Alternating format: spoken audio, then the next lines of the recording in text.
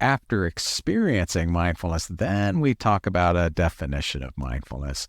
And there are various different ones. One I like to use is Jon Kabat-Zinn, and this is the one in the MBCT protocol, although it may be a little bit shorter in the MBCT protocol. But the definition of mindfulness from Jon Kabat-Zinn is the awareness that emerges through paying attention in a particular way, on purpose, in the present moment, and non-judgmentally to the unfolding of experience moment to moment. Now, we don't have a lot of time to go into depth on this, but the whole idea is that we're looking at awareness emerging. Instead of being lost in this automatic pilot world, we kind of wake up to what's actually here. And we notice, is what I'm doing right now helping me or not? The way we do that is through paying attention. And so one of the things we're doing in these exercises is literally exercising our attentional capacity. And in fact, brain scan studies show that certain parts of the brain literally get thicker even after an 8-week program like this, because you're exercising certain channels of the brain. In this case, I'm talking about attentional channels. So my mind wanders off, I bring it back. Mind wanders off, you bring it back. The more you do this, the more you're strengthening these attentional channels of the brain.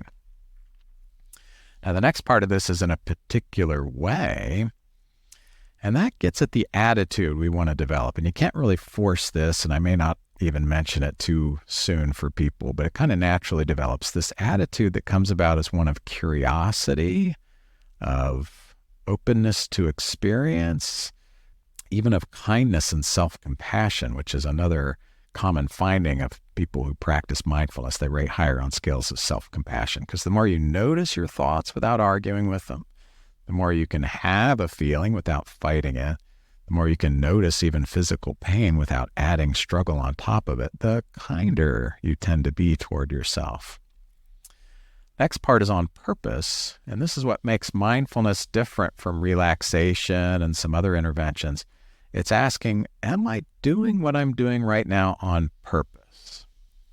So if you're thinking about something else, are you doing that on purpose, or did you fall into some automatic pilot mode of worrying or doing something, or whatever it might be, noticing it and then choosing on purpose? Well, maybe I do want to think about this right now. It's important. Or no, that's just old spinning habit. I'm going to bring my attention back to where I want it to be.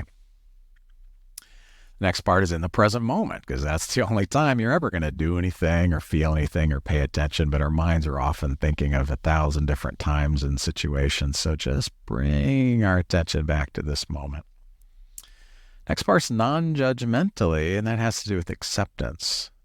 And not acceptance in the sense of liking it, but just acknowledging reality as it is. And in fact, non-judgmentally is a little confusing to some clients, because we're not saying judgment is bad. Some of our clients need more judgment in their lives. But when it's automatic and constant, then it gets between you and reality. You're always thinking, am I doing this right? Am I good enough? And you're not in touch with the reality. So we might say temporarily suspending or setting aside that constant habitual compulsive tendency we have to judge or compare this moment with some other time and some other place. So judgments might make good advisors, but they make terrible dictators. So we just practice setting that aside when we need to. And the last part's to the unfolding of experience moment to moment, because mindfulness is an active, dynamic process. We might start off sitting still to do some exercises and reduce the variables, but the whole point is to now bring mindfulness into your life, into your relationships, and into your work. So we talk about that. John totally got that because he'd been reading about mindfulness and practicing it himself. What he wanted was more practical application. So the next thing we did is called the body scan.